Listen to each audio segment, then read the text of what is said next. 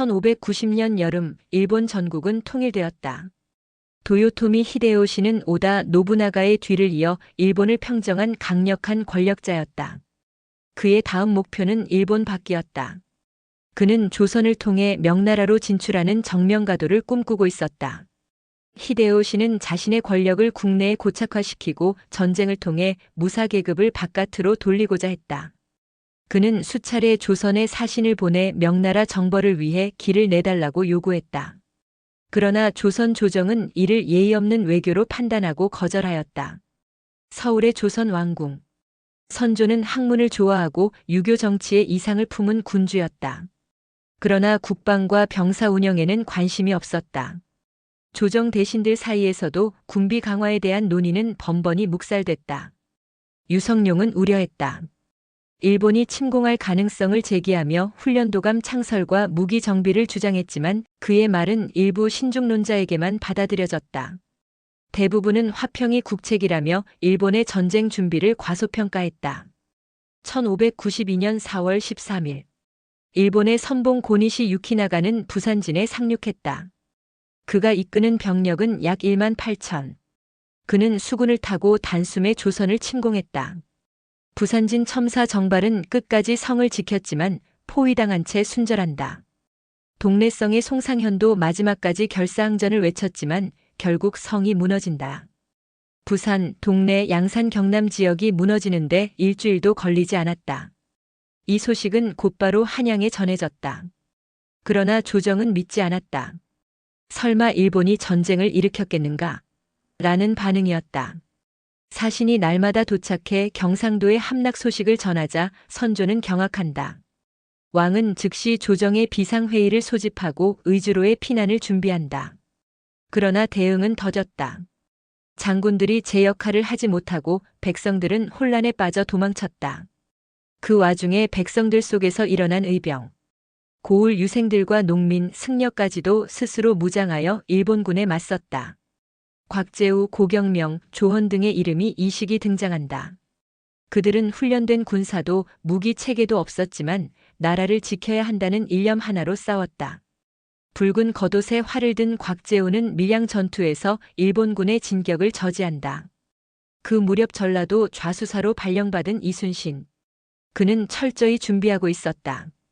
거북선을 비밀리에 제작하고 전라우수사 이혁기와 협력하며 전라도 해역을 지켰다.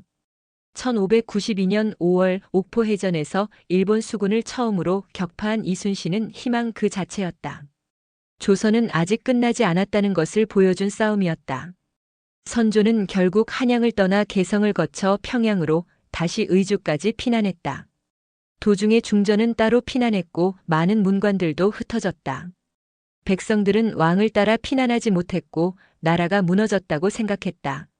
그러나 유성룡과 일부 신하들은 남아 의병과 연계하며 전황을 수습하고자 했다. 명나라에도 원병을 청했다. 명나라는 처음에 조선의 상황을 신뢰하지 않았다. 그러나 평양이 함락되자 사태의 심각성을 깨닫고 소규모 선발대를 파견하기 시작한다.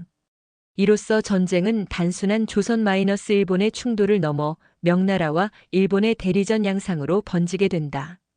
이여송이 이끄는 명군과 조선군이 평양성 탈환을 위해 협공한다. 당시 일본군은 한양부터 평양까지 북상한 상태였고 병력은 피로한 상태였다.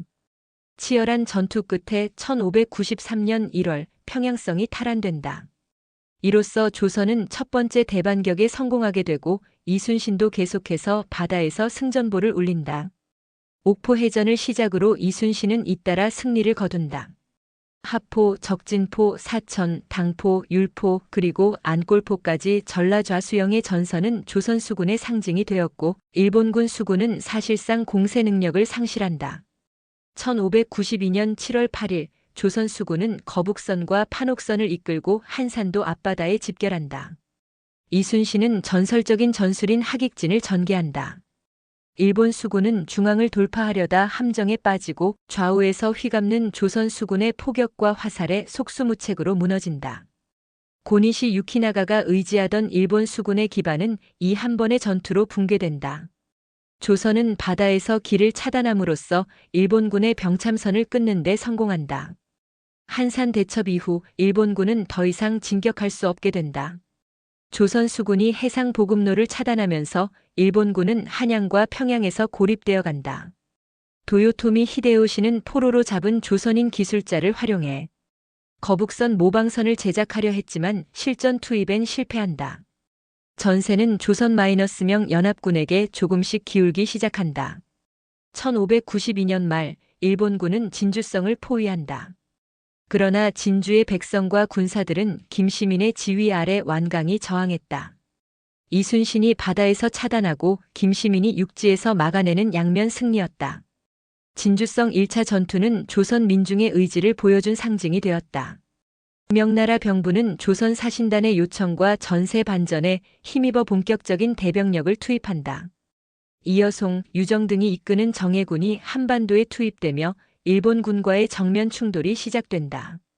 그러나 명군은 조선과 작전 지휘 체계에서 충돌을 겪는다. 조선은 민심 회복을 원했지만 명군은 군공과 이익을 중시했다. 내부 마찰 속에서도 공조는 이어진다. 1593년 초 평양성 탈환 이후 일본군은 한양을 버리고 남쪽으로 후퇴한다. 도요토미 히데요시는 명나라와의 화평 교섭을 시도한다.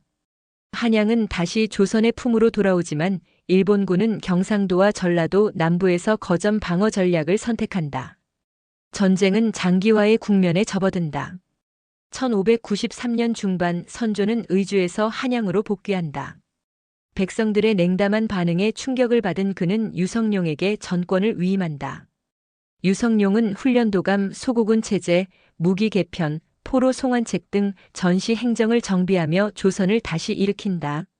조정은 이순신에게 전폭적인 지원을 보내고 전국의 의병들도 재결집한다. 도요토미 히데요시는 단순한 항복자가 아니었다. 그는 명나라와의 협상을 지연시키며 병력을 재정비하고 있었다. 그 사이 조선 내부는 전쟁의 후유증으로 곳곳이 무너져갔다. 1595년 말 일본은 다시 침공의 준비를 시작한다. 정유년 1597의 재침공, 즉 정유재란의 서막이 조용히 열리고 있었다. 1597년 도요토미 히데요시는 다시 칼을 빼든다. 전쟁의 불씨는 꺼지지 않았다. 그러나 이번에도 조선 조정은 내부의 갈등으로 스스로 수군을 약화시킨다. 이순신은 칠천량 해전 직전 명령 불복종이라는 이유로 파직된다. 그 배경에는 원균의 모함과 조정의 정치적 눈치가 있었다. 결국 수군 지휘권은 무능한 원균에게 넘어간다. 1597년 7월 칠천량 해전. 원균은 전략 없이 일본 수군과 정면 충돌했고 조선 수군은 괴멸당한다. 150척에 가까운 전선이 침몰하거나 납포되고 장수들은 전사하거나 포로가 된다. 바다는 일본에게 다시 열렸다. 조선은 수군이 사라진 국가가 되었고 도요토미 히데요시는 전국 규모의 재침공을 선언한다. 패전 후 조정은 충격에 빠졌고 백성들은 분노했다. 결국 유성룡의 강력한 요청과 민심의 압력으로 이순신은 다시 복직된다. 그는 단 12척의 배를 가지고 명량 해전에 임하게 된다. 1597년 9월 울돌목. 이순신은 12척으로 133척의 일본 수군을 상대한다. 조류와 지형을 활용한 전략 그리고 군사들의 결사항전이 어우러져 일본 수군은 대패한다. 이 승리는 단순한 전투가 아니라 조선의 해상권 회복이었다. 일본의 군수 보급은 다시 어려워졌고 전세는 또 한 번 조선으로 기울기 시작한다. 정유재란 중 조선의 육지는 피폐해졌다. 경상도, 전라도 곳곳은 일본군이 차지했고 백성들은 산과 들로 도망쳤다. 일본군은 약탈과 방화를 자행했고 수많은 포로가 일본으로 끌려갔다. 하지만 정문부의 함경도 의병, 조원의 충청도 의병, 그리고 승군의 활약은 계속되었다. 민중은 결코 포기하지 않았다. 정유재란 중 조선의 육지는 피폐해졌다. 경상도, 전라도 곳곳은 일본군이 차지했고 백성들은 산과 들로 도망쳤다. 일본군은 약탈과 방화를 자행했고 수많은 포로가 일본으로 끌려갔다. 하지만 정문부의 함경도 의병, 조원의 충청도 의병, 그리고 승군의 활약은 계속되었다. 민중은 결코 포기하지 않았다. 1598년 11월 도요토미 히데요시가 병사하고 일본은 철수를 결정한다. 그러나 이순신은 마지막까지 일본군의 후퇴를 저지하려 한다. 노량해전 조선 수군과 명수군은 연합하여 철수하는 일본 수군을 공격한다. 전투 중 이순신은 일본의 탄원에 맞아 전사한다. 그는 싸움이 급하니 나의 죽음을 알리지 말라고 마지막 명령을 남긴다. 이순신의 죽음은 단순한 장군의 전사가 아니라 조선을 지킨 의지의 상징이었다. 히데요시의 죽음 이후 일본은 본국으로 철수했다. 조선과 명은 승리를 선언했지만 전쟁의 피해는 막대했다. 300만 이상의 백성이 희생되었고 국토는 폐허가 되었으며 문화재와 기술자들은 일본으로 끌려갔다. 조선은 살아남았지만 쇠락과 복구의 시대로 들어가게 된다. 전쟁은 끝났지만 조선은 살아있지 않았다. 경상도와 전라도는 불타고 무너졌으며 한양은 텅 비었고 백성들은 굶주림에 떨었다. 이전과 달라진 것은 사람들의 얼굴에 나라에 대한 신뢰가 사라졌다는 점이었다. 포로로 끌려간 장인과 서민은 일본의 문화에 편입되었고 수많은 유산이 바다 건너로 넘어갔다. 국토는 되찾았으나 문화와 인재, 자존심은 잃어버린 시대가 시작되었다. 전란 이후 유성룡은 경상도 안동으로 물러나 전쟁의 기록을 남긴다. 그것이 바로 징비록, 즉 반성하고 다시는 잊지 말자는 뜻의 기록이었다. 그는 스스로의 실책과 조정의 무능, 이순신의 의로움과 백성들의 고통을 하나하나 기록하며 후세에 남긴다. 징비록은 훗날 병자호란, 이모군란 같은 국가적 위기의 순간마다 경고의 책으로 읽히게 된다. 명나라는 조선 전쟁을 통해 큰 타격을 입었다. 국고는 바닥났고 내부 권력 투쟁은 심화되었다. 그 여파는 훗날 후금청의 성장으로 이어지며 명나라 멸망의 불씨가 된다. 일본은 도요토미 히데요시 사후 도쿠가와 이에야스가 정권을 장악하며 에도 막부를 연다. 그에겐 조선 침공의 미련은 없었다. 일본은 점차 쇄국 정책으로 돌아서며 조선과의 교류를 제한했다. 전쟁 이후 조선은 광해군 집권기에 들어서면서 외교적 실리를 택한다. 명과 후금 사이에서 실리 외교를 펼쳤고 그에 대한 내부 반발은 정묘호란과 병자호란으로 이어졌다. 임진왜란은 단순한 침공이 아닌 조선이라는 국가 시스템의 치명적 균열을 드러낸 사건이었다. 군사체계의 미비, 조정의 분열, 왕권과 백성 간의 단절, 그리고 민생의 붕괴는 17세기 내내 조선을 흔든다. 전쟁이 남긴 상징이 있다면 그것은 바로 이순신 장군이었다. 그의 무덤 앞엔 사람들이 줄을 이었고 그의 이야기는 시와 노래, 구전에 담겨 수백 년을 이어간다. 이순신의 전략은 단순한 전술이 아니라 민족의 정신적 저항선이 되었다. 신에게는 아직도 12척의 배가 있습니다는 그 유명한 말은 좌절 속에서도 희망을 꺼내는 마법 같은 문장으로 남는다. 이 전쟁은 기습과 오만으로 시작되었고 지속과 무지로 악화되었으며 헌신과 희생으로 마무리되었다. 전쟁은 다시 시작될 수 있다. 그러나 그 뿌리는 항상 인간의 어리석음에서 비롯된다. 임진왜란은 단지 7년간의 전투가 아니었다. 그것은 조선과 백성, 국가와 군주의 관계를 새로 쓰는 계기였고 무엇을 지켜야 하는가에 대한 질문이었다. 지금 이 이야기를 듣는 당신에게 묻습니다. 나라가 위태로울 때 누가 가장 먼저 일어서야 합니까? 이순신 한 사람이 모든 걸 바꾼 것은 아닙니다.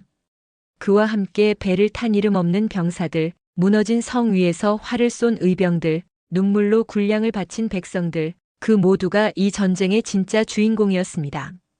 1592년부터 1598년까지 무려 7년에 걸친 임진왜란은 단순한 전쟁이 아니었습니다. 그것은 조선이라는 나라의 뿌리를 뒤흔든 시련이었고 사람들의 삶을 갈기갈기 찢어놓은 거대한 폭풍이었습니다. 우리는 그 시간 속에서 이순신의 바다를 보았고 유성룡의 기록을 읽었으며 곽재우의 붉은 도포를 떠올렸고 진주성과 행주산성, 노량 앞바다에서 다시금 백성과 나라를 만났습니다. 이 전쟁에서 승자는 없었습니다. 일본은 물러났지만 상처를 남겼고 조선은 지켜졌지만 피로 물들었습니다. 명나라는 도왔지만 그 대가로 쇠락을 맞았습니다. 그러나 기억해야 할 것은 칼을 든 장수뿐이 아닙니다. 불타는 집에서 아이를 안고 도망쳤던 어머니, 불침번을 서며 죽음을 견딘 소년, 책을 들고 산을 넘던 훈장, 북을 울리며 마을을 지킨 승려, 그 모두가 전쟁을 끝낸 이름 없는 주인공들이었습니다. 후속편 인물 열전. 이순신, 조선을 지킨 불멸의 바다 사령관. 싸움이 급하니 나의 죽음을 알리지 말라. 노량해전 장군 최후의 명령. 1545년 서울 건천동에서 태어난 이순신. 어릴 때부터 활쏘기와 병서에 능했지만 문과가 아닌 무과에 도전했다. 그의 무과 합격은 쉽지 않았다. 늦은 나이에 과거를 통과하고도 그는 곧바로 전장에서 칼을 휘두르지 않았다. 처음엔 변방의 병영, 행정관으로서 관료 생활을 시작했다. 그는 무인으로서의 출세보다 병사 하나하나의 상태를 살피는 자세로 일했다. 임진왜란이 터지기 전 이순신은 이미 일본의 움직임을 경계하고 있었다. 그는 전라좌수사로 부임하자마자 군기 재정비, 거북선 건조, 수군 훈련 강화를 단행한다. 전쟁은 반드시 바다에서 시작된다. 이순신은 다른 누구보다 일찍 전쟁을 예감했고 누구보다 철저히 준비했다. 그 준비는 옥포해전에서 첫 승리, 한산도 대첩에서 해상 제압, 명량에서 기적의 역전으로 꽃피운다. 이순신은 전쟁 중 3번 죽을 뻔했다. 첫 번째는 조정의 모함으로 인한 파직과 투옥, 두 번째는 칠천량의 참패로 인한 수군 몰살, 세 번째는 노량해전에서의 전사였다. 그러나 그는 무너지지 않았다. 파직당해도 다시 돌아왔고 12척으로 133척을 이겼으며 죽는 순간까지 싸움을 지휘했다. 이순신은 영웅이 아니라 죽는 날까지 임무를 다한 군인이었다. 그가 죽은 지 400년이 지났지만 한국인들은 전쟁의 순간마다 이순신을 기억한다. 그는 신이 아닌 사람이었고 천재가 아닌 노력의 상징이었으며 장군이 아닌 국민의 상징이 되었다.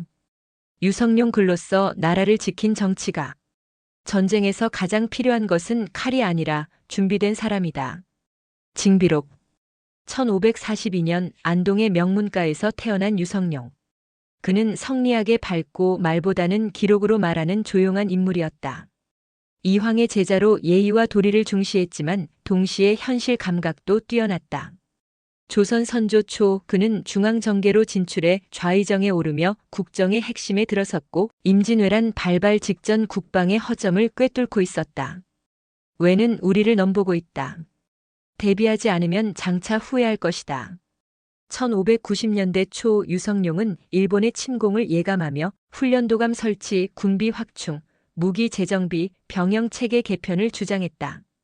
그러나 대부분의 신하들은 화평이 국책이라며 그를 무시했고 왕조차도 확신이 없었다. 결국 유성룡은 한 사람의 준비로 수많은 허술한 조정을 대신했다. 전쟁이 터지자 유성룡은 모든 책임을 짊어진다. 선조는 의주로 피난했고 조정은 마비되었지만 그는 피난지에서도 조선의 군사체계, 명나라와의 외교, 포로 송환까지 전시 정부의 중추로 활약했다. 그는 이순신을 발탁했고 의병을 지원했으며 후방의 행정과 전선의 전황을 하나하나 조율했다. 그가 없었다면 조선은 전쟁 초반 자멸했을지도 모른다. 전쟁 후 그는 정권 싸움에서 밀려나 낙향한다. 그러나 그는 좌절하지 않았다. 오히려 그 침묵의 시간에 전쟁을 복귀하며 징비록을 집필한다. 반성하지 않으면 다시 당한다. 그가 징비록에 남긴 교훈은 훗날 병자호란 때까지 이어지며 조선의 위정자들에게 거울이자 경고가 된다. 유성룡은 앞을 내다보는 사람이었다. 위기 때 누구를 써야 하는지, 무엇을 준비해야 하는지, 그리고 패배 후 어떤 기록을 남겨야 하는지를 안 사람이다. 지금 이 시대, 당신은 전쟁을 대비하는가? 당신은 진심으로 누군가를 발탁하고 있는가? 당신은 실패를 기록할 용기가 있는가? 고니시 유키나가 조선을 누빈 가톨릭 무장. 나는 칼과 십자가 2개의 무기를 가지고 조선을 넘는다. 가상의 고니시의 고백. 고니시 유키나가는 규슈 나가사키 지역 출신의 상선 출신 무사였다. 상업과 해운에 능했던 그의 가문은 도요토미 히데요시의 눈에 들어 출세의 발판을 마련한다. 그는 단순한 무장이라기보단 외교 감각과 종교적 정체성, 그리고 개인적 야망을 함께 품은 복합형 인물이었다. 그는 가톨릭 신자였다. 포르투갈 상인과 선교사들을 접하며 세례명 아우구스티노를 가진 동시대 일본 무장 중 드물게 서구 문화를 내면화한 인물이었다. 1592년 4월 임진왜란 개전. 도요토미 히데요시는 조선을 단숨에 제압하기 위해 고니시 유키나가를 제일진 선봉장으로 발탁한다. 그는 1만 8천 병력을 이끌고 부산진의 상륙, 정발의 수비대를 괴멸시킨 뒤 동래성, 울산, 밀양, 대구, 경주, 한양까지 속전속결로 북상한다. 그의 군은 무서웠다. 속도, 질서, 그리고 군율이 강했다. 그러나 동시에 백성들에게 가혹한 점령 정책과 문화 파괴도 자행했다. 고니시는 한양 점령 이후 명나라와의 외교 교섭까지 시도했다. 그는 조선 땅에 머무르며 일본과 명 사이에서 독자적인 협상 노선을 꿈꿨다. 그는 단순히 무력으로 승리를 추구한 것이 아니라 자신이 동아시아에서 가톨릭 무장 외교가로 인정받기를 바랐다. 그러나 그의 이상은 현실의 전쟁과 권력 싸움 앞에서 좌절된다. 명군의 반격, 이순신의 수군 차단, 의병의 게릴라 전법은 그의 군대를 서서히 고립된 점령군으로 만들었다. 1597년 정유재란. 그는 다시 조선을 침공했지만 과거의 빠른 진격은 불가능했다. 그의 병력은 보급난, 명군 마이너스 조선군 연합 공세, 그리고 바다에서의 이순신 견제에 시달렸다. 그는 마지막 철수 작전 중 노량해전에서 진린과 이순신의 협공에 발이 묶였다. 결국 철수에는 성공했지만 전쟁의 종결자가 되지는 못했다. 전쟁 후 고니시는 일본으로 돌아갔지만 도쿠가와 이에야스의 시대가 도래하며 그는 정치적으로 히데요 시파의 상징으로 몰렸다. 가톨릭 신앙도 탄압의 대상이 되었고 그는 세키가하라 전투에서 패배하고 처형된다. 그의 세례명은 사라졌고 이름은 금기어가 되었다. 고니시 유키나가는 침략자였지만 동시에 외교가였다. 신실한 가톨릭 신자였지만 수많은 조선인을 포로로 잡은 장본인이었다. 그는 일본 내에서조차 배신자이자 선각자, 양면적 인물로 평가받는다. 그는 역사가 남긴 질문이다. 당신은 그를 어떻게 기억할 것인가? 적인가 협상가인가 아니면 시대를 잘못 만난 선각자인가? 선조 전쟁 속에서 도망친 군주인가 현실적 생존자인가? 나는 살아남아야 한다. 왕이 죽으면 나라가 없다. 가상의 선조의 독백. 그러나 정치적 성과에 비해 군사, 외교, 민생에 대한 관심은 적었다. 그의 치세 전반은 평온한 듯 보이지만 위태로운 기절을 안고 있었고 이 균열은 1592년 임진왜란이 발발하며 폭발하게 된다. 외의 침공 가능성에 대해 유성룡, 이일, 김성일 등이 여러 차례 경고했지만 선조는 일본이 어찌 감히 조선을 넘보겠는가? 라며 무시했다. 그는 외교를 신뢰했고 전쟁은 상상하지 않았다. 1592년 4월 13일 부산이 함락되었다는 보고가 올라왔을 때도 선조는 그저 소문이라 생각했다. 하지만 왜군이 동래를 지나 대구와 상주까지 치고 올라오자 왕은 당황했고 조정은 마비되었다. 선조는 5월 말 한양을 포기하고 개성, 평양, 의주까지 피난한다. 이 과정에서 민심은 흔들렸고 왕이 백성을 버렸다는 말이 돌기 시작했다. 그러나 선조는 말한다. 왕이 죽으면 국채가 무너진다. 나는 나라의 중심을 지키는 것이다. 그의 피난은 전략적이었을까? 아니면 무책임했을까? 정답은 없지만 그 결정은 조선 조정과 민심 사이의 틈을 깊게 만들었다. 선조는 위기 속에서 이순신을 임명했고 유성룡에게 국정을 위임했다. 그는 뛰어난 인재들을 알아볼 줄은 알았지만 정작 그들을 지속적으로 신뢰하지는 못했다. 이순신은 파직되었고 유성룡은 유배되었다. 선조의 의심 많고 변덕스러운 성격은 위기 극복 이후 인물 숙청으로 이어졌다. 1598년 전쟁이 끝나고 선조는 한양으로 돌아온다. 도시는 폐허였고 백성들의 눈빛은 냉담했다. 그는 다시 권력을 잡았지만 그의 정치적 정당성은 이미 한 번 무너져 있었다. 이후에도 그는 당파 싸움을 부추기며 광해군과 영창대군 사이의 왕위 계승 문제로 나라를 더욱 흔들었다. 선조는 조선 중기 최대의 위기 속에서 군림한 왕이다. 그는 직접 전장을 누비지 않았고 민심을 얻지 못했다. 하지만 그는 왕권을 유지했고 나라를 끝내 보전했다. 그는 영웅은 아니었으나 나라가 붕괴하지 않게 만든 마지막 정치적 축이었다. 그를 도망간 군주로만 볼 것인가 아니면 왕조를 지킨 현실주의자로 볼 것인가는 지금 이 시대 우리에게 던지는 질문이기도 하다. 정문부 북방의 승자 함경도의 의병장. 내게 조정의 명은 없었으나 백성의 울부짖음은 곧 명이었다. 가상의 정문부 장계 중에서 1565년 강원도 양양 출신. 정문부는 성균관에서 유학한 뒤 무과에 급제한 학자이자 무인이었다. 그러나 중앙조정에는 발을 들이지 못한 채 지방관리로 임진왜란을 맞는다. 1592년 일본군은 함경도로 진격했다. 그 과정에서 함경도 관찰사와 병마절도사마저 적에게 항복하고 지역사회는 통째로 무정부 상태가 된다. 그때 정문부는 일어선다. 조정의 파견 없이 중앙의 명령도 없이 그는 지방의 유생과 농민, 탈주병, 승려들을 모아 의병을 조직한다. 북관대첩비에 기록된 바로는 정문부의 병력은 약 3천. 그는 이 병력으로 7,000명이 넘는 왜군과 맞섰다. 그의 병법은 치밀했다. 직접 전투에 나서는 것보다 기습, 기만, 포위, 심리전에 능했다. 1592년 가을 정문부는 일본군의 거점이었던 길주 회령에서 연이은 대승을 거둔다. 이 전투로 함경도 일대의 왜군은 괴멸당하고 조선 북방에서 유일하게 완전한 수복을 이룬 지역이 된다.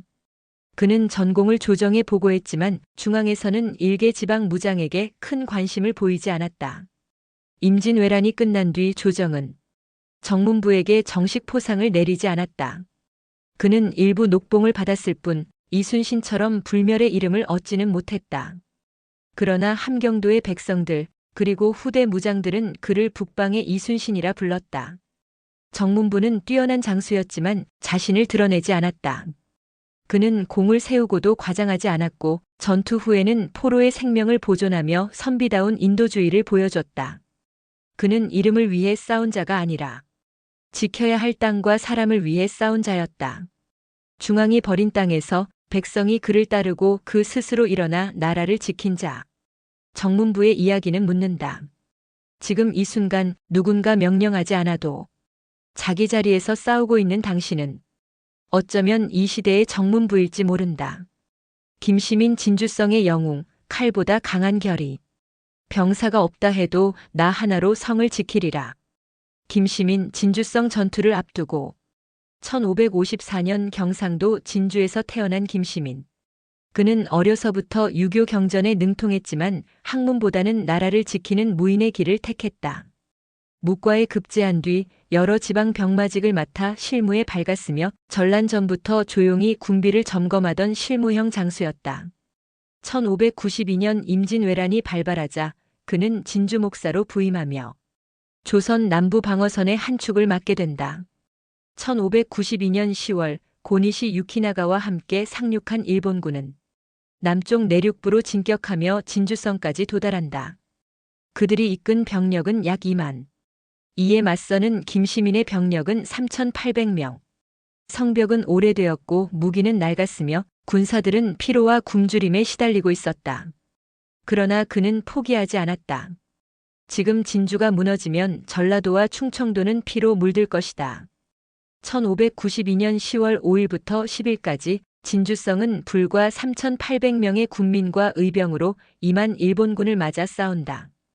밤낮 없는 공격, 사다리 타기, 성문 돌파 시도. 하지만 김시민은 매일 직접 성루를 돌며 군사들을 독려하고 부상병에게 약을 먹이고 식량이 모자라자 자신의 양식을 나눴다. 결국 일본군은 엄청난 피해만 남긴 채 퇴각한다. 진주성 1차 전투는 조선 전역에 희망을 안긴 승리였다. 진주성 방어전에서 김시민은 총탄에 맞아 중상을 입는다. 전투 후에도 그는 끝까지 지위를 이어가려 했지만 상처는 악화되었고 결국 1593년 봄에 세상을 떠난다. 그는 병사의 명예와 군주의 칭찬을 바란 적 없다. 다만 진주성의 백성들을 위해 싸웠고 끝까지 그들과 함께했다. 그의 죽음 1년 후인 1593년 진주성은 다시 일본군에 포위당한다. 그러나 그때는 김시민이 없었다. 진주성은 함락되고 수만의 백성과 군사들이 학살당한다. 사람들은 말한다. 김시민이 살아있었다면 진주는 다시 무너지지 않았을 것이다.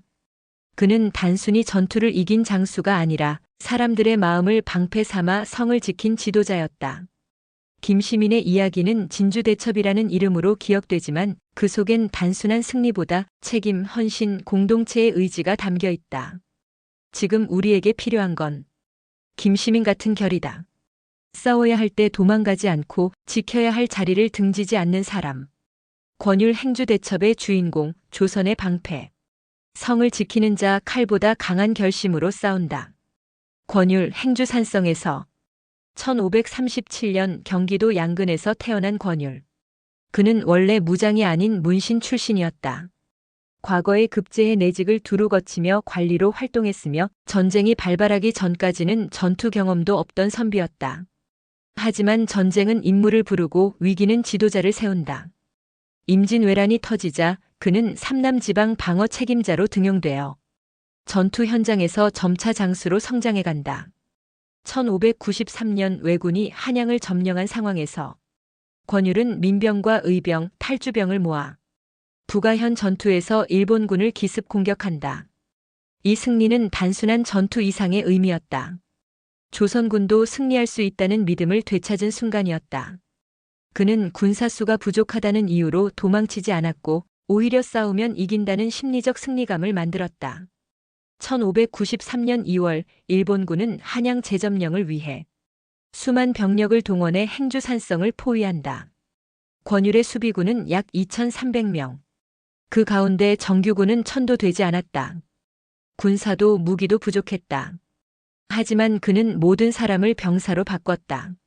남자들은 돌을 던지고 여자들은 물을 나르며 아이들마저 성벽에서 화살을 줍고 병사들을 응원했다. 1593년 2월 12일 행주산성 전투 개시. 일본군은 총공세를 퍼부었지만 권율은 끝까지 성을 지키며 반격을 감행한다. 그는 기습 공격, 진지 위장, 포석 전략 등 전술적 지혜와 심리전을 병행하며 수적 열세를 완전히 극복했다. 결국 일본군은 2,000명 이상 사상을 입고 철수했다. 이 전투는 진주대첩, 한산대첩과 함께 임진왜란 3대 대첩 중 하나로 기억된다. 행주대첩 후 권율은 조정으로부터 극찬을 받지만 그는 승리에 자만하지 않았다. 패한 지역의 장수들을 책망하기보다 다음 전투를 위한 병참과 병력 조달을 더 중시했다. 그는 군을 해산하지 않고 유지하며 또다시 적이 온다면 준비하겠다는 끊임없는 경계심을 가졌다. 권율의 진짜 무기는 검이 아닌 사람에 대한 믿음이었다. 그는 백성들과 함께 싸웠고 패잔병들에게 기회를 줬으며 여성과 아이들도 전장의 주체로 받아들였다. 그는 말한다. 나라를 지키는 자는 누구든 그 자격이 있다. 이여송 명나라의 장수, 동부가 국제전의 지휘관. 나는 조선을 위함이 아니다. 명나라의 존망을 지키기 위해 이 땅을 밟았다. 가상의 이여송 진중 보고 중. 이여송 명나라의 장군이자 고위관리 집안 출신. 아버지 이성량 또한 명의 군사령관이었으며 그 역시 여진족과의 북방 전투에서 전공을 세운 베테랑이었다. 1592년 조선에서 일본군이 한양까지 점령했다는 소식이 전해지자 명조정은 이여송에게 원정군 총지휘권을 부여하고 조선에 파병한다. 그가 이끄는 병력은 약 4만. 조선에서는 처음 보는 규모의 정규 군대였다. 1593년 1월 이여송은 조선군과 합동으로 일본군이 점령 중이던 평양성을 공격한다. 눈보라 속에서 강을 건너고 화포로 성벽을 부수고 내부에서 의병이 봉기하며 전방위 공격을 단행했다. 결국 일본군은 밤중에 평양을 버리고 후퇴했다. 명군의 첫 대승이자 조선 전역의 반격은 가능하다는 희망을 심어준 전투였다. 이여송은 승세를 몰아 서울 방면으로 진군한다. 고니시 유키나가 등 일본 장수들은 강을 사이에 두고 진을 치고 한양은 전투 한 번 없이 일본군이 자진 철수한다. 하지만 전쟁은 여기서 멈추지 않는다. 도요토미 히데요시는 명과의 직접 강화를 시도하며 이여송과 일본군 사이에는 교전과 협상, 위장 전술이 반복된다. 이 시기부터 임진왜란은 전투보다 외교가 중심이 된 지연전에 돌입한다. 이여송은 장수로서 뛰어난 전략가였지만 그의 병력은 타국 원정에 익숙지 않았고 보급은 조선의 상황에 의존할 수밖에 없었다. 게다가 조선과 명의 작전 체계 충돌은 끊이지 않았다. 조선은 수성을 원했고 명군은 강화와 속전속결을 중시했다. 이여송은 명군 내부의 불만, 조선 조정과의 불협화음을 정치적 감각으로 억제해가며 전선을 유지했다. 이여송은 도요토미 히데요시의 강화 제안을 수차례 접했으며 그중 일부를 명 황제에게 보고하지 않고 자체 판단으로 협상을 시도한 흔적도 남아있다. 이는 훗날 명 조정 내부에서 문제가 되며 그의 위치가 불안정해지는 원인이 된다. 그는 결국 전선에서 물러나지만 명나라와 조선 사이의 가교 역할을 했다는 점에서 그의 전략적 위치는 독보적이었다. 조선 기록에서는 그를 외세이자 은인으로 현명하되 조심스러운 장수로 남긴다. 이여송은 국가 이익 중심의 실리 외교와 전술을 구사한 국제전 지휘관이었다. 그는 조선을 위해 싸운 것이 아니라 명나라의 존망을 위해 조선 땅을 밟은 것이었다. 그러나 그 싸움이 조선을 지켰고 그의 존재는 전쟁을 일시나마 멈추게 했다. 이여송은 단순한 군인이 아니다. 그는 16세기 동아시아에서 명나라, 조선, 일본의 외교 군사 충돌의 중심에 있었던 국제전의 정치군인이었다. 그의 이름은 잊힐지 몰라도 그가 조선을 지켜낸 순간은 역사의 한 페이지에 새겨져 있다. 도요토미 히데요시 천하를 통일하고도 만족하지 못한 사내. 천하를 손에 넣었으나 내 야망은 바다 너머에 있었다. 도요토미 히데요시 1537년 일본 오와리 지방의 농가에서 태어난 히데요시는 가난한 하급 무사의 하인으로 시작해 오다 노부나가의 눈에 들며 출세한다. 노부나가가 혼노지에서 암살된 후 그는 경쟁자들을 제압하고 일본 전국을 통일한 천하인이 된다. 도쿠가와 모리, 우에스기 같은 대다이묘조차 그 앞에 무릎 꿇었고 그는 일본 역사상 처음으로 무사 출신 최고 권력자가 된다. 1590년 오다 노부나가의 뜻을 계승해 전국을 통일한 히데요시는 곧바로 새로운 목표를 세운다. 그것은 조선을 거쳐 명나라까지 정복하는 것. 그가 말한 정명가도는 조선에게 길을 빌려달라는 명분이었지만 본질은 침략과 점령을 위한 구실이었다. 그의 침공 준비는 철저했다. 규슈 지역에 대규모 병참 기지를 설치하고 수만 명의 군사를 훈련시키며 무기 생산과 수군 정비에 막대한 자금을 투자했다. 1592년 4월 히데요시는 고니시 유키나가, 가토 기요마사 등 최정예 장수들을 조선에 파견하며 침공을 개시한다. 그는 조선이 단숨에 무너질 것으로 확신했고 1개월 내 한양, 3개월 내 평양, 6개월 내 요동 진입을 계획했다. 초반 전세는 그의 뜻대로 흘렀다. 조선 조정은 허둥댔고 민심은 붕괴되었으며 한양과 평양은 일본군의 손에 떨어졌다. 그러나 전쟁은 히데요시가 계산하지 못한 이순신이라는 변수에 의해 균열이 생긴다. 바다를 제압하지 못한 일본군은 육지에서 고립되고 보급의 차질을 빚기 시작한다. 이어진 한산 대첩, 평양 탈환, 행주 대첩은 히데요시의 꿈에 금을 내기 시작했다. 그는 조선의 반격을 예상하지 못했으며 무력 외에도 의병, 명군, 자연환경이라는 적들을 과소평가했다. 히데요시는 강화 교섭과 전쟁을 동시에 진행하며 조선의 재침공을 명령한다. 이것이 1597년 정유재란이다. 그는 7천량 해전의 대승에 고무되어 다시 명나라 원정의 꿈을 꿨지만 곧 이순신의 명량해전 승리, 진린과 조선 수군의 노량해전 협공으로 그의 야망은 완전히 무너진다. 1598년 9월 히데요시는 병상에서 세상을 떠난다. 그의 죽음 소식은 극비로 유지되었고 그의 유언은 단 하나였다. 병력을 철수하라. 이 명령에 따라 일본군은 노량해전을 마지막으로 조선에서 완전 철수한다. 그의 야망은 죽음과 함께 끝난다. 일본 내에서는 그는 하극상의 상징, 조선에서는 침략의 화신, 명나라에서는 변방의 장수였다. 그는 자신이 손에 넣은 것을 지키기보다 새로운 것을 향한 끝없는 욕망을 택했다. 그 욕망이 일본을 내전에 빠뜨리진 않았지만 이웃 국가에는 피해 그림자를 드리웠다. 도요토미 히데요시는 지배의 정점에서 더 큰 전쟁을 시작한 남자였다. 그를 위대한 전략가로 볼 수도 무모한 모험가로 볼 수도 있다. 하지만 분명한 건 그의 선택은 수많은 사람들의 생을 바꾸었다. 그가 일으킨 전쟁은 명-조선-일본 삼국의 운명을 흔든 대재앙이었다. 곽재우 붉은 겉옷을 입은 백성의 장수.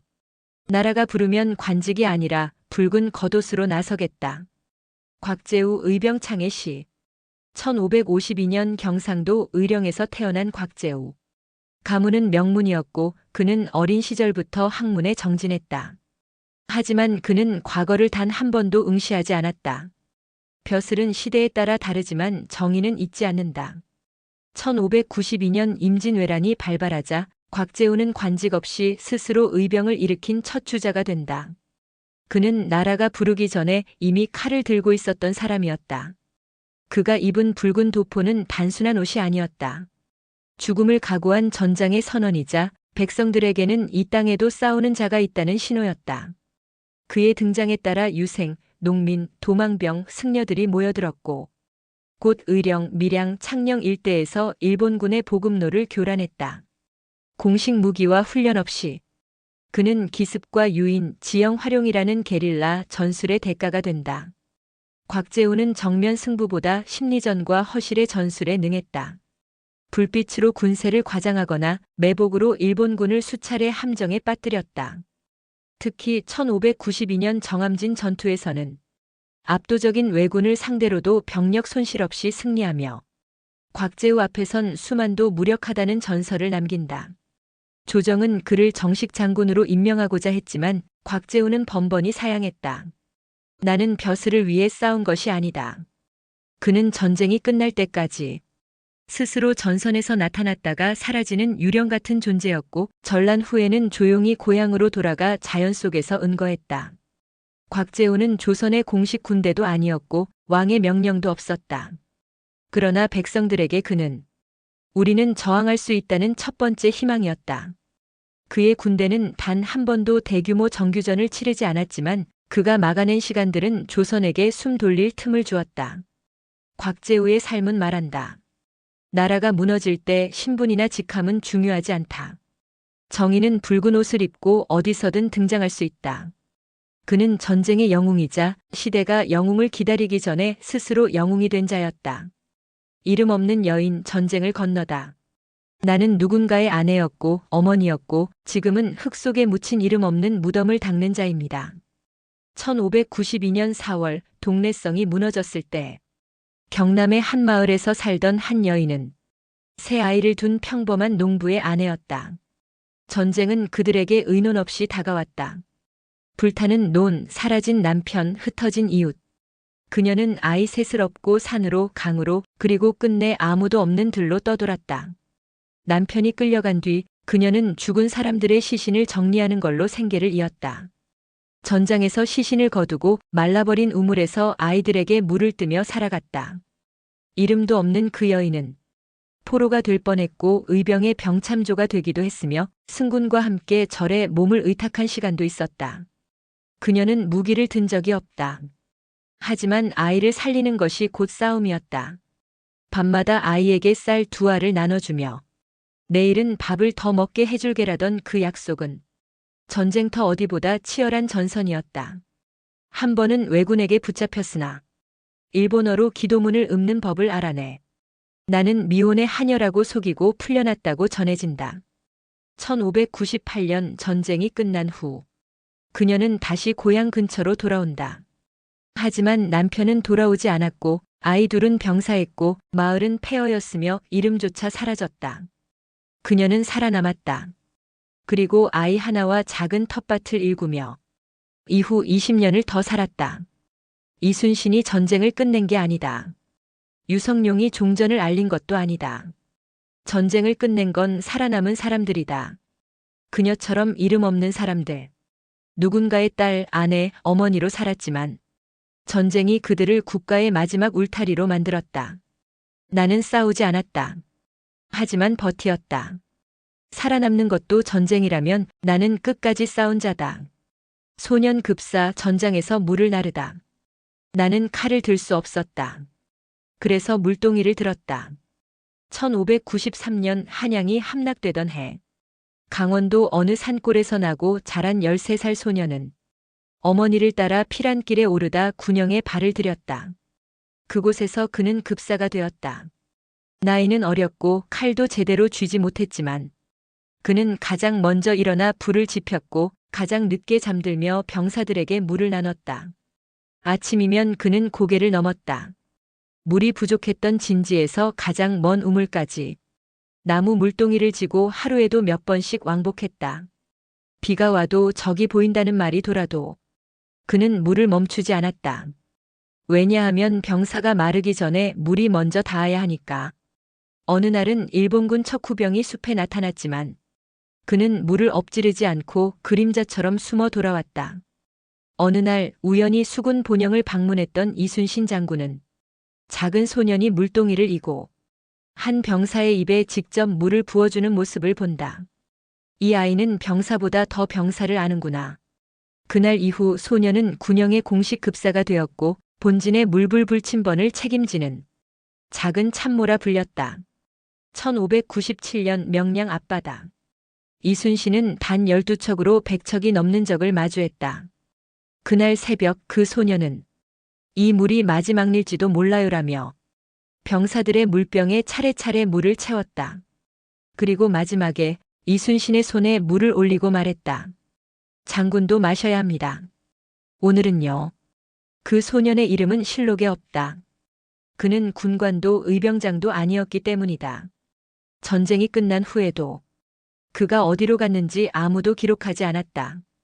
하지만 수십 년 뒤 한 늙은이가 노량 앞바다에 와서 물동이를 내려놓고 말하더란다. 여기 계시지요, 장군님. 그는 승리를 이끌지 않았다. 그는 명령하지도 싸우지도 않았다.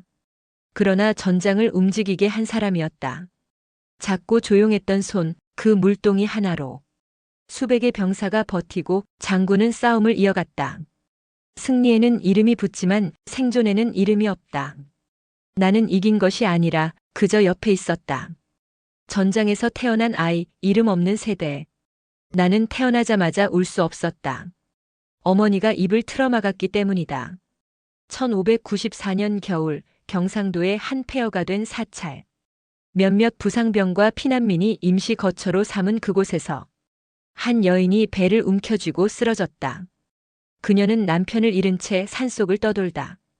의병대의 식량 창고에서 짐을 나르는 일을 돕던 여성이었다. 그날 밤 그녀는 불 꺼진 방 안에서 불침번으로 서 있던 승병의 도움으로 살아서 울 수도 없는 아이를 낳는다. 젖은 나오지 않았다. 그녀는 밤마다 굶은 채 밥물을 끓여 천조각에 적셔 아이의 입에 물렸다. 울음소리는 적의 정찰병에게 발각될 수 있기 때문에 아이는 대부분의 시간을 어머니의 품 안 그리고 수건으로 입을 막은 채 살아야 했다. 그 아이는 웃지 않았다. 세상이 웃는 법을 가르쳐주지 않았기 때문이다. 그 아이만 그런 게 아니었다.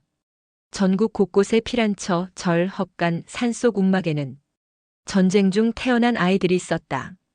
그들은 나라의 출생부에도 없고 호적에도 오르지 못한 채 이름 없는 세대로 자랐다. 병사의 아내, 의병의 딸, 포로의 자식. 그 누구도 전쟁을 설명해주지 않았다. 아이들은 묻지 않았고 어른들은 대답하지 않았다. 1598년 전쟁이 끝났을 무렵 그 아이는 3살이 되어 있었다. 그는 말 대신 돌멩이를 던지는 법을 배웠고 걸음마 대신 매복하는 자세를 익혔다. 그에게 일상은 없었고 그의 세대는 한 번도 평화를 경험한 적이 없었다. 그리고 훗날 그 아이는 장성하여 다시 말한다. 우리의 첫 기억은 검은 연기였다. 임진왜란은 전장에서 끝나지 않았다. 그 전쟁에서 태어난 아이들은 기록되지 않은 고아, 난민, 떠돌이로 살아가며 나라가 복구된 뒤에도 나라 안에 속하지 못한 존재가 되었다. 그들의 분노는 후일 홍경래의 난, 이인좌의 난, 그리고 조선 후기 밀란의 씨앗이 되기도 했다. 우리는 그 아이들을 위해 무엇을 기억하고 있는가? 전쟁은 승자만 남기지 않는다. 그 뒤에 남은 이름 없는 이들, 그들 속엔 전장의 불꽃이 뿌리처럼 살아있었다. 이야기를 듣는 지금 당신이 그 아이의 이름이 되어주지 않는다면 그 기억은 또 한 번 묻힌다. 나는 나라의 아들이 아니다. 전쟁의 아들이다. 그래서 조용히 살았다. 누구에게도 기억되지 않기 위해. 불에 타 죽은 서책, 도망치던 스승. 책은 탔다. 그러나 지식은 기억하는 자의 뼈에 남는다. 어느 선비의 회고 중 1592년 5월 전라도 내륙. 왜군의 진격이 산을 넘어오자 한 서원의 훈장은 제자들을 급히 불러 모았다. 그곳은 지역 유생들과 농민 자제들이 함께 글을 배우던 문묘이자 배움터였고 훈장은 40대의 온화한 선비였다. 책을 들고 산으로 오너라. 그가 마지막으로 한 말이었다. 12명의 제자들은 대학 중용 맹자 사서집주를 품에 안고 급히 뒷산으로 피했다.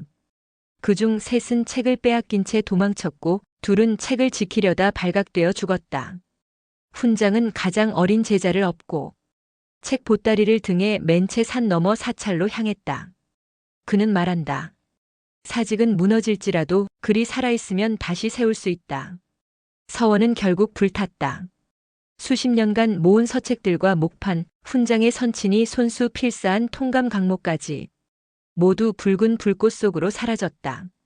불은 기록을 삼켰지만 그 속에서 한 문장도 외지 않은 아이는 없었다. 불탄 것은 종이었지 지식은 그들의 가슴 속에서 살아있었다. 훈장은 아이들과 함께 임시 서당을 차렸다. 땔감을 아껴 초를 피우고 붓 대신 나뭇가지, 먹 대신 숯을 썼다. 그곳에서 글 읽는 소리는 다시 울렸고 아이들은 지금 외우는 글이 다시 세우는 조선의 기둥이 될 것이라 믿었다. 1599년 훈장과 제자들은 폐허가 된 서원터로 돌아온다. 돌담은 무너졌고 나무는 썩었으며 문짝 하나 남지 않았지만 그곳에서 그는 다시 첫 수업을 연다. 책은 사라졌으나 기억한 자는 아직 살아있다. 그 훈장의 이름은 역사서에 나오지 않는다. 그는 관직에 오르지 않았고 전장에서 공을 세우지도 않았다. 하지만 그와 제자들이 지켜낸 것은 조선이라는 정신의 뿌리였다. 무너진 왕조는 다시 일어섰지만 그 바탕엔 불 속에서 문장을 외우던 아이들의 목소리가 있었다. 마을을 지킨 승려, 북을 울리다. 중은 칼을 들지 않지만 백성을 지키기 위해선 방울보다 북을 쳐야 한다. 1592년 여름 임진왜란이 한창일 때 전라도의 깊은 산속 작은 암자 하나가 하루아침에 수백 명의 피란민으로 가득 찼다. 그 암자의 주지는 60이 넘은 노승이었다. 그는 원래 조용한 독경과 정진을 즐기던 인물이었지만 어느 날부터 본전의 불단 앞에 쌀 자루와 솥을 놓기 시작했다. 오늘부로 이 절은 피란처다. 부처님도 이 상황에선 밥을 지어야 한다. 절의 북은 원래 예불의 시작을 알리는 도구였다. 그러나 그 북은 이제 마을의 경보가 되었다. 적의 움직임이 들리면 북을 3번, 의병이 오는 날은 5번, 죽음이 다가오면 울리지 않는 법. 승려들은 나무창을 깎고 젊은 행자들은 불침번을 서며 그는 싸우지 않는 무장처럼 마을을 이끌었다. 그는 단 한 번도 칼을 들지 않았다. 하지만 왜군이 마을 인근에 접근했을 때 그는 기습이 두려운 적 병사들을 향해 북을 광란처럼 두드리며 군세가 큰 척 연기했다. 적들은 산속에 대기 중인 부대가 있다 오인하고 방향을 틀었고 그날 마을은 살아남았다. 그는 웃으며 말한다. 부처의 자비도 북소리 하나로 전해질 수 있다. 몇몇 청년은 그 절에 머무르다. 삶의 의미를 다시 찾았고 전쟁이 끝난 후에도 떠나지 않았다. 그들은 스스로 삭발하고 불법을 공부하며 전쟁이 뿌린 절망을 치유하는 자가 되겠다고 맹세했다. 그 노승은 그들을 제자로 받아들이며 말했다. 전쟁은 모두를 깨우는 도량이다. 어떤 이는 칼로 어떤 이는 북으로 그에 답할 뿐이다. 1598년 종전 후 마을은 다시 제 모습을 찾았다. 암자는 여전히 작고 소박했지만 그곳엔 사람들이 자란 자리 그리고 지켜낸 공동체의 흔적이 남아 있었다. 그는 더 이상 북을 울리지 않았다. 그저 조용히 앉아 하루 3번. 살아남은 모든 생명에게 기도했다. 나는 싸우지 않았다. 다만 북을 울렸고 그 소리로 마을이 숨을 쉬었다. 1592년부터 1598년까지 무려 7년에 걸친 임진왜란은 단순한 전쟁이 아니었습니다. 그것은 조선이라는 나라의 뿌리를 뒤흔든 시련이었고 사람들의 삶을 갈기갈기 찢어놓은 거대한 폭풍이었습니다. 우리는 그 시간 속에서 이순신의 바다를 보았고 유성룡의 기록을 읽었으며 곽재우의 붉은 도포를 떠올렸고 진주성과 행주산성, 노량 앞바다에서 다시금 백성과 나라를 만났습니다. 이 전쟁에서 승자는 없었습니다. 일본은 물러났지만 상처를 남겼고 조선은 지켜졌지만 피로 물들었습니다. 명나라는 도왔지만 그 대가로 쇠락을 맞았습니다. 그러나 기억해야 할 것은 칼을 든 장수뿐이 아닙니다. 불타는 집에서 아이를 안고 도망쳤던 어머니, 불침번을 서며 죽음을 견딘 소년, 책을 들고 산을 넘던 훈장, 북을 울리며 마을을 지킨 승려, 그 모두가 전쟁을 끝낸 이름 없는 주인공들이었습니다. 임진왜란 실록 오디오북이 전하고자 한 것은 바로 이 이야기입니다. 이름이 없어도 기억되어야 할 사람들, 지지 않았기에 남은 나라, 그리고 그 나라를 지켜낸 우리 모두의 역사. 역사는 반복되지 않아야 합니다. 그러나 우리가 있는 순간 비극은 되풀이됩니다. 지금 이 이야기를 끝까지 들어주신 여러분은 다시는 잊지 않겠다는 그 약속을 이미 가슴에 새기신 분들입니다. 감사합니다. 그리고 기억해 주세요. 우리가 들은 것은 과거의 이야기가 아니라 오늘 우리가 지켜야 할 가치의 목소리입니다.